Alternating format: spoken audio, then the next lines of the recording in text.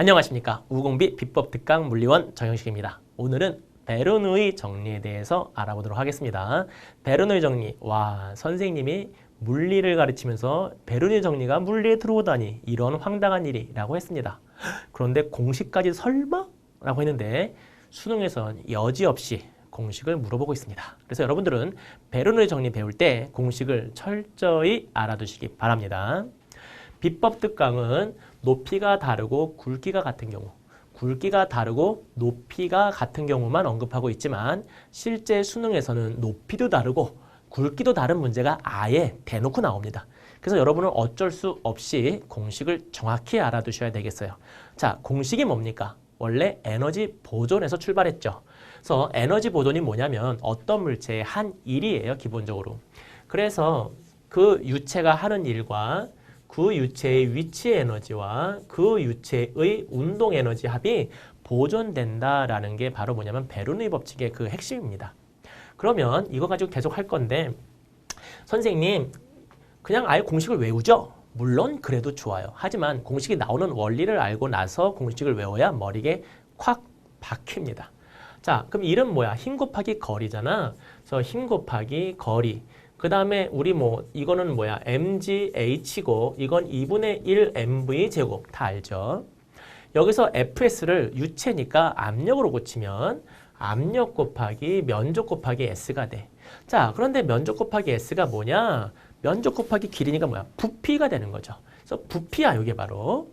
그럼 이 세 변을 부피로 나누는 겁니다. 결론, 압력 더하기 부피분의 질량은 로, 밀도죠. 로지 h 더하기 부피분의 질량은 로, 2분의 1 로 v의 제곱이 일정하다. 이게 바로 베르누이 법칙이죠. 따라서 이게 원, 1 지점에서의 높이와 속력은 이 지점에서의 로지 h2 플러스 2분의 1 로 v2의 제곱이다. 라는 요 사실. 요게 베르누이 정리예요. 아예 외우셔야 됩니다. 여러분, 베르누이 정리 공식도 외우지 않고 문제를 대하겠다? No, 너무 욕심 부리시면 안 돼요. 네, 반드시 외우시기 바래요. 출발은 에너지 보존입니다. 하지만 결과는 압력, 다음에 로지 h 2분의 1 로 v 제곱이라는 사실. 명심하시면 은근 잘 외워져요. 네. 자, 그러면 이걸 알고 있을 때, 자, 이제 문제 푸는 법 보겠습니다. 첫 번째, 연속 방정식 적용하기. 이게 뭐냐면, 여러분, 이상유체에 대해서 알으셔야 돼요. 이상유체. 유체가 이상유체가 있고, 그럼 이상적이지 않은 유체가 있습니까? 여러분, 이상유체를 언급하면, 아하, 이상기체 기억하시죠? 이상기체는 뭐야? PV 코로 NRT가 성립하는 거잖아. 이상유체는 뭐냐면, 압축되지 않는 유체를 말해요. 유체는 잘 압축되지 않는데 이상유체라는 건 압축되지 않는 유체를 말해. 선생님, 압축되지 않으면 어떤 차이가 있습니까? 당연히 뭐야? 높이, 즉 깊이. 유체가 있을 때 유체가 깊이, 깊은 곳의 유체나 얕은 곳의 유체나 압력은 다를지라도 압축되지 않기 때문에 밀도가 같다는 사실이야. 그래서 이상유체의 특징은 뭐냐면 압축되지 않는다, 밀도가 어떤 지점에서나 같다라는 거고, 다른 말은 뭐냐면 압축되지 않으니까 변한 부피가 같다는 거야. 그 말은 뭐냐면 여기서의 부피 변화와 여기서의 부피 변화가 같다는 거야. 높이와 상관없어. 부피 변화가 같아. 부피는 뭐냐면 이거죠. 이 이동거리 VA라고 한다면 VA 곱하기 T 하면은 이쪽 길이가 나오고 거기에 단면적 이렇게 해야 부피죠. 여기서의 단면적 A, 여기 A점이니까 AA라고 하고 여기 B지점의 단면적, 다음에 B지점의 V, T라고 할 때 이게 서로 같다는 거야. 여기서 시간이 같으니까 어떤 일이 생기냐면 면적 곱하기 속력이 면적 곱하기 속력과 같다. 이게 연속 방정식입니다. 그래서 여러분 연속 방정식은 뭐냐면 단면적과 속력의 곱이 같다라는 사실이에요. 이것의 근본 원리는 이상유체이기 때문에 비압축성이라서 그렇습니다. 그 연속 방정식을 알고 있어야 단면적이 변하더라도 속도비가 나오기 때문에 베르누이 법칙, 베르누이 공식을 바로 적용할 수 있다라는 겁니다. 몇 가지 여러분 아셔야 돼요. 자, 그래서 연속방정 적용할 줄 알고 베르누이 법칙 적용하기. 이건 우리 공식을 외우면 껌이죠? 이거 반드시 외우시기 바래요. 압력 더하기 로지 h 더하기 2분의 1 로 v의 제곱은 항상 뭐하다?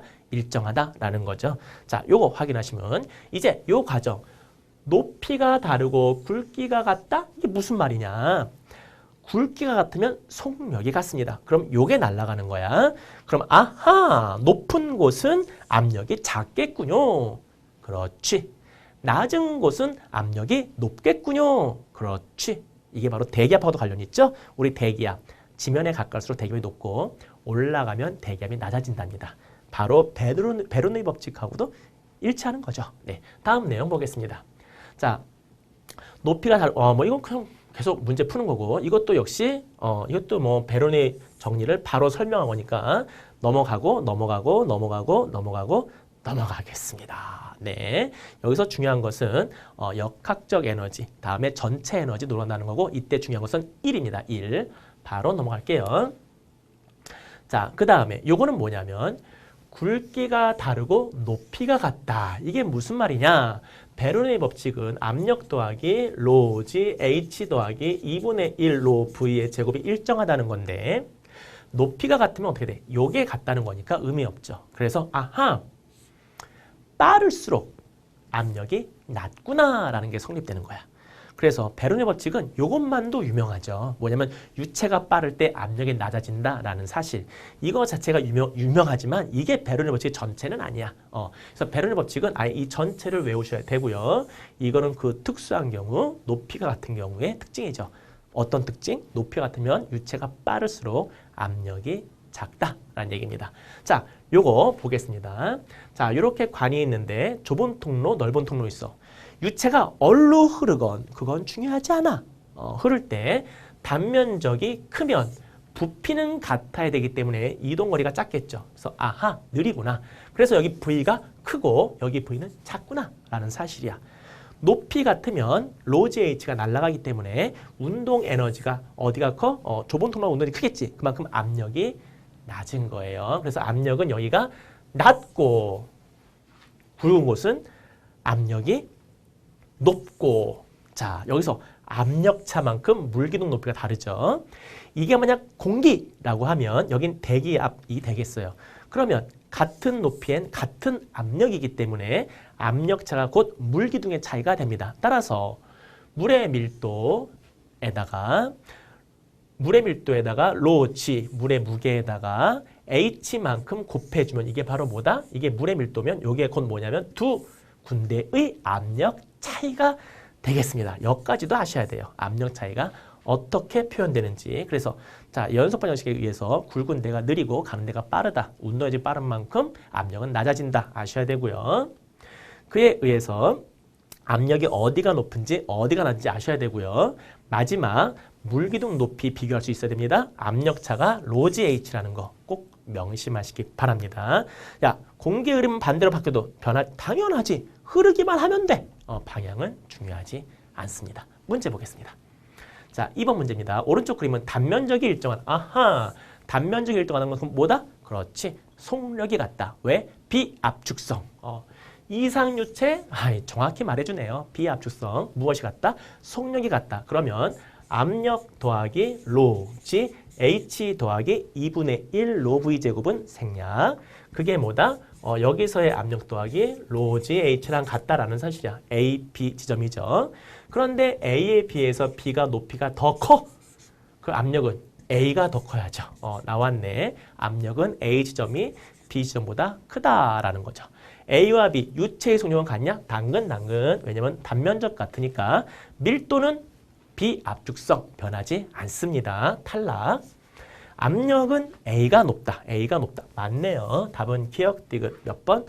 5번. 네, 할만하죠? 다음 문제 보겠습니다.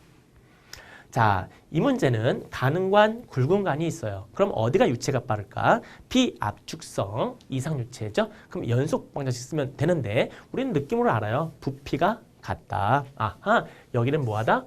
빠르다. 여긴 느리다라는 사실을 알 수 있습니다. 물론 단면적에 B가 나오면 속도에 B가 나오겠죠. 실제 기출은 속도의 B, 실제 계산까지 합니다. 그러니까 요거 정도는 여러분 그냥 널널하게 워밍업으로 풀어주셔야 돼요. 자, 여기 속력 빠르다. 여기 속력 느리다. 그렇죠? 그러면 베르누이 법칙 압력 더하기 로지 H 더하기 2분의 1 로 V 제곱에서 높이 같네. 요 요인은 사라지고 운동 에너지 큰 만큼 압력은 낮아지게 되네. 그럼 여기 압력 작고 여기 압력 크네. 이렇게 보이겠죠. 자, 그럼 문제 보겠습니다. 간의 왼쪽으로, 이건 왼쪽으로 좀 그게 중요한 게 아니라 흐르면, 이게 중요하지. 흐르면이 중요한 거지. 방향은 그닥 중요한 게 아니죠. 압력은 어디가 높냐? 당연히 A가 빠르니까 압력이 작고 B가 느리니까 압력이 큽니다. B가 A보다 높다? 맞죠? 간의 왼쪽으로 공기가 흐르면 물기둥은 왼쪽으로 올라간다? 자, 압력이 낮은 곳은 물기둥이 올라가겠죠? 압력이 높은 곳은 공기가 믿음이 크니까 물기둥이 상대적으로 내려가게 됩니다. 네, 왼쪽으로 올라간다. 맞고요. 오른쪽으로 공기가 흐르면 오른쪽, 흐르는 방향은 상관이 없습니다. 압력은.